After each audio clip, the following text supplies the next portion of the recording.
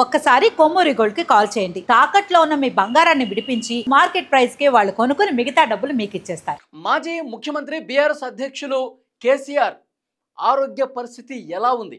ప్రస్తుతం ఆసుపత్రిలో కేసీఆర్ పరిస్థితి ఏంటి? దీని మీద చాలా మంది కూడా ఆరా తీస్తూ ఉన్నారు. ఆరోగ్య పరిస్థితికి సంబంధించి ఎప్పటికప్పుడు బీఆర్ఎస్ పార్టీలో ఉన్నవాళ్ళు, కాంగ్రెస్ పార్టీ, బీజేపీ ఇలా పార్టీలో ఉన్న ముఖ్య నాయకులందరూ కూడా ఈ విషయం గురించే ఆరా తీస్తున్నారు. ప్రస్తుతం ఒక లేటెస్ట్ హెల్త్ బులెటిన్ కూడా యశోద ఆసుపత్రి సోమాజిగూడ నుంచి వచ్చింది. వైద్యులు చాలా స్పష్టంగా ఒక హెల్త్ బులెటిన్ కూడా రిలీజ్ చేశారు. యాక్చువల్గా కేసీఆర్ గారు గురువారం రాత్రి 9:30 యశోద ఆసుపత్రికి వచ్చారు.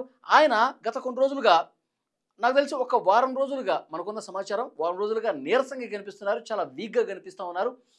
కొంత ఇబ్బందికర పరిస్థితులు ఉన్నాయి. ఆయన వెంటనే ఆసుపత్రికి వచ్చారు.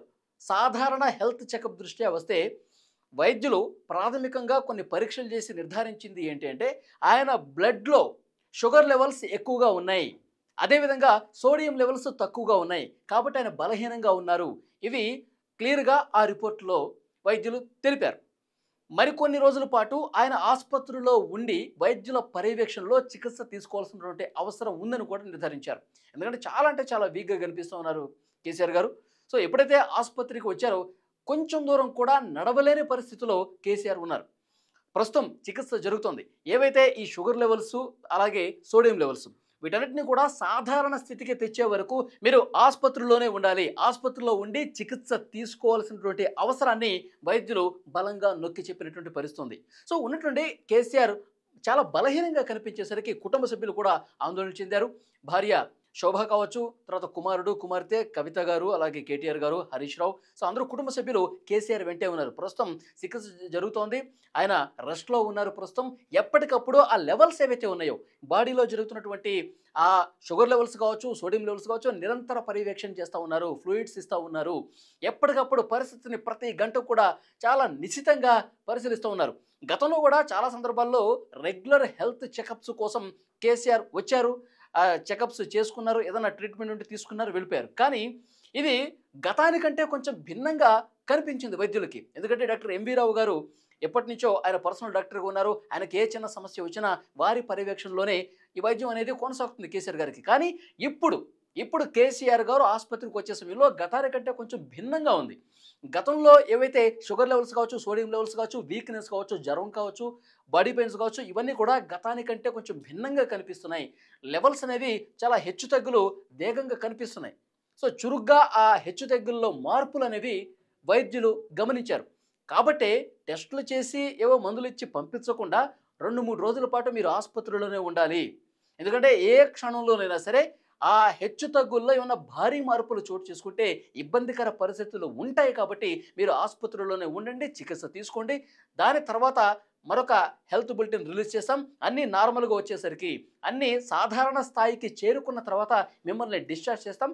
అప్పటి వరకు చాలా నిశితంగా, క్షుణ్ణంగా పరిశీలించాలని చెప్పి వైద్యులు కూడా ఒక హెల్త్ బులెటిన్ రిలీజ్ చేసిన పరిస్థితుంది. కానీ గతంలో ఎప్పుడు లేని వీక్నెస్ కేసీఆర్లో కుటుంబ సభ్యులు కూడా గమనించారు. అందుకే గతంలో ఎప్పుడు ఆయన టెస్టులకు వచ్చినప్పుడు ఫ్యామిలీ మొత్తం కూడా రాలేదు. సో వాళ్ళు కొంత ఆందోళన ఉంది. బీఆర్ఎస్ పార్టీ శ్రేణుల్లో, నాయకుల్లో కూడా ఆ ఆందోళన అనేది కనిపిస్తోంది. ఎప్పుడు కూడా కేసీఆర్ ఇంత వీక్గా కనిపించలేదని చెప్పి చాలామంది చెప్తా ఉన్నారు. సో ఏదేమైనప్పటికీ ఆసుపత్రిలో ఉండి చికిత్స తీసుకోవటమే బెటరు. కేసీఆర్ గారు ఆరోగ్యంగా మళ్ళీ సంపూర్ణ ఆరోగ్యంతో బయటకు రావాలని చెప్పి ప్రత్యేకంగా కొన్ని పూజలు కూడా చేస్తూ ఉన్నారు బీఆర్ఎస్ పార్టీకి సంబంధించిన నాయకులు, కార్యకర్తలు, ముఖ్యంగా కేసీఆర్ అభిమానులు కూడా త్వరగా కోలుకొని బయటకు రావాలని చెప్పి కోరుకుంటున్నారు. ఎప్పుడైతే ఈ విషయం తెలిసిందో కేసీఆర్ ఆరోగ్యం కొంత క్షీణించింది, కేసీఆర్కి కొంత ఆరోగ్యపరంగా చిన్నపాటి సమస్యలు ఉన్నాయి, ఆసుపత్రిలో అడ్మిట్ అయ్యారన్న విషయం తెలిసిన వెంటనే ఆయన సన్నిహితులు వాకప్ చేస్తున్నారు. ముఖ్యంగా కాంగ్రెస్ పార్టీ నాయకులు కూడా, ముఖ్యమంత్రి రేవంత్ రెడ్డి గారు, ఆ పార్టీకి సంబంధించిన ముఖ్య నాయకులు, భారతీయ జనతా పార్టీకి సంబంధించి బండి సంజయ్ కావచ్చు, కిషన్ రెడ్డి గారు, వీళ్ళందరూ కూడా నేరుగా వైద్యులతో మాట్లాడి పరిస్థితిని ఆరా తీస్తున్నారు. ఎప్పటికప్పుడు వైద్యులను అడిగి సమాచారం తెలుసుకుంటా ఉన్నారు. ఏ గంటకి కూడా ఏంటి పరిస్థితి, కేసీఆర్ ఆరోగ్యం ఎట్లా ఉంది, ఇవన్నీ తెలుసుకుంటున్నారు. దీంతో పాటు ముఖ్యమంత్రి రేవంత్ రెడ్డి గారు వైద్యులతో ప్రత్యేకంగా మాట్లాడారు. అత్యుత్తమ వైద్యం కేసీఆర్ గారికి అందించాలని చెప్పి వైద్యులతో మాట్లాడినప్పుడు చెప్పారు. దానితో పాటు నిరంతరం పర్యవేక్షణ అనేది అవసరం కేసీఆర్ గారికి.